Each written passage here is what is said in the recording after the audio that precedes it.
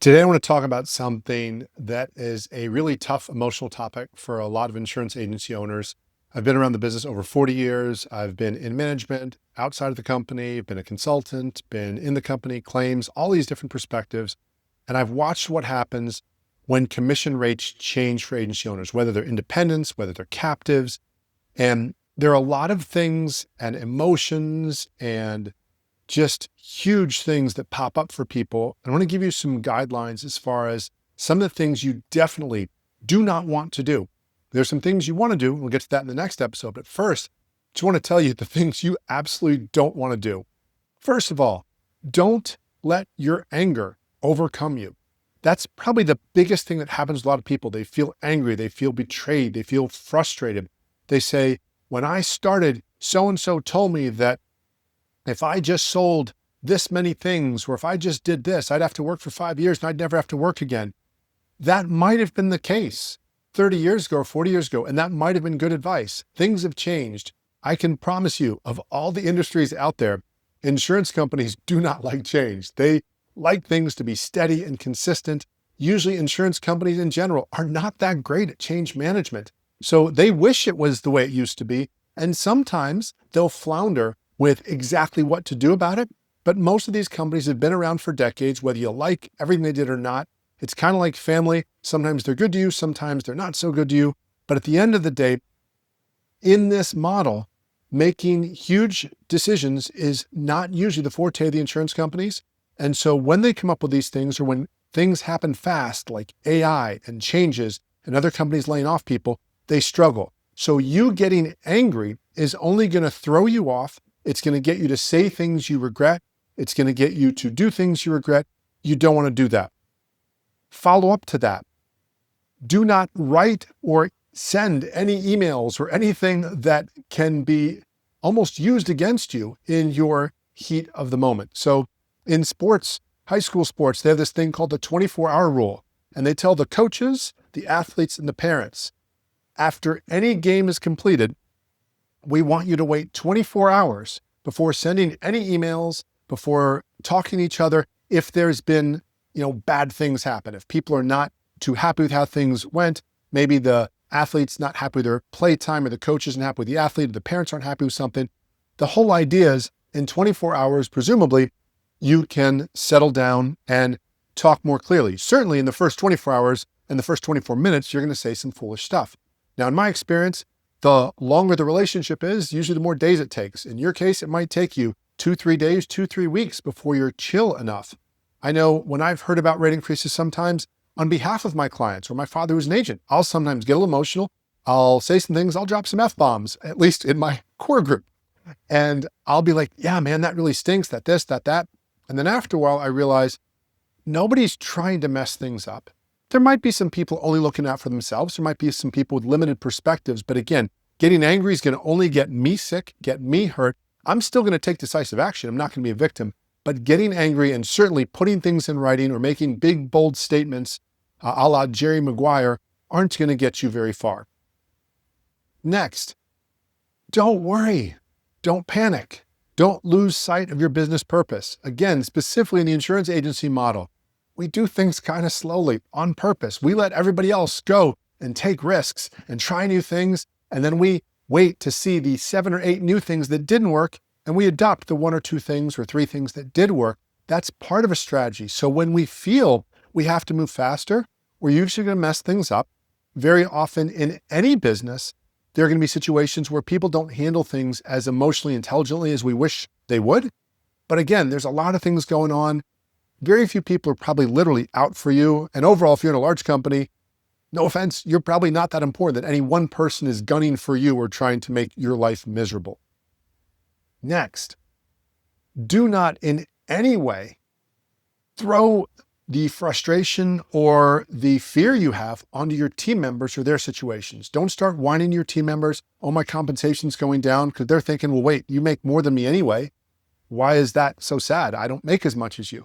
Don't tell them you're going to change their comp rates. You might eventually find you have to, but usually there's some time to figure things out or give them an opportunity where they could make more.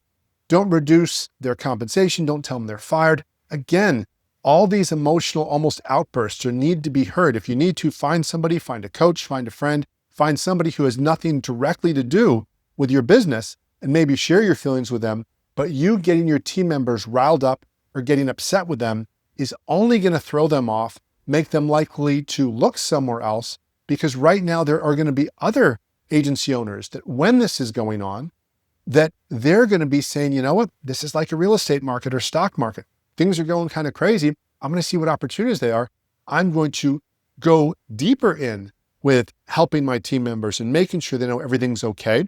And then if and when other agents retire or head out or do whatever it is or scale down, whether that's intelligently or foolishly, I'm going to be there to say, yeah, you know what, we're still looking forward. We know what we're about. We know our purpose. We're continuing to grow. We started this business to do such and such things. We've had things happen, hurricanes, floods, legislative changes, exposure management, whatever it is. This is just another one of those things. So again, your team members, chances are, especially if they're good, especially if you don't want to let them go, that means they're good. They've been helping you all this way. Don't abandon them. Don't turn into like a teenage brat just because not everything's going your way. Keep a lot of your thoughts to yourself. Figure things out before you make announcements to your team members. And if you're not sure, just say, hey, you know what? Y'all have always been with me. I'm going to do my absolute best to make sure everybody's good, but I haven't figured it out yet. So I'll come to you when I have questions. Pay no attention to what's going on, word on the street, because every agency owner is different. My commitment is as best as possible to make sure y'all are good. We're all good. I'll take the hits if necessary. Sometimes when the rates have gone up, I take the benefits of that. When the rates go down a little bit, as far as just even rates in the marketplace, I take the hit on that. For the most part, I'm going to do everything I can to absorb this and make sure you're going to be okay. Next, do not, I repeat, do not decide to retire unless you are already going to retire. Just because somebody changed your compensation rate doesn't mean it's time to retire. And again, there's a lot of ways to look at this. You can say, well, that person over there, they changed my comp rate. And they might be saying, no, you know, we've done the math. This isn't sustainable. We need to shift this. And just because you don't like the way the message came out or you don't like the messenger, doesn't mean the message isn't necessarily true. Now, the message might be wrong, but in most cases, in a 2 to 3 year window, most insurance companies and other companies in general, if they've been around for a while, they're going to fix things if they really got something like horribly wrong. So again, you be patient. You be the chill one. You be the one who's just solid and steady and stands up and people look like, okay, wow, that person, they've got it together. When things go off, I want to be with that person. Maybe team members out there saying, you know, my agent is now just like dumping on me and they're unleashing all their frustrations on me. I'm looking somewhere else. So again, I'm not looking to take other people's team members, but at the end of the day, I'm going to be that person that everybody's like, oh, wow, that's what it looks like to handle it with grace. That's what it looks like. The same way if you're a team and you lost in the championship match, you shake the other team's hands because like, hey, they did a good job. We're all on the same team as best as possible. Very few people are really trying to either screw up or do you wrong. So keep that in mind. And again, unless you plan to retire, don't make any quick decisions. Make sure you know your whole situation first. And then right along with that, don't make any commitments. Don't sign anything until you've fully done the math. So many insurance agency owners are great salespeople and they are horrible at management and they're even worse at math. And many of y'all, if you've been around for 20 years or more, 30 years or more especially, you probably came on during a time where your agency manager or whatever they call that position said, look, sell at a certain amount and you'll be okay. Keep your personal expenses reasonable and you'll be fine. And back then, if you'd have said, hey, you know what? I need to pause my sales calls so I can do some accounting. They'd been like, come on, seriously? You're being soft. Go sell. And back then, that would have been accurate. Today, we need to make sure we're looking before we leap. We need to make sure we know our numbers. We can throw a lot of energy at something, a lot of marketing dollars, a lot of team energy and labor, and still have it not turn out or have it be business that we write once but doesn't renew. So we want to be more measured in what you're aiming to do, and we want to be clear about what you really want.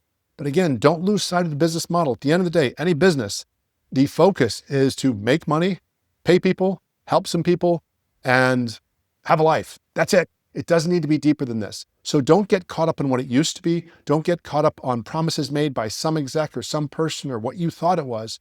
Continue to focus on what you want to do and what you want for your team, your clients, your family, your loved ones, and yourself.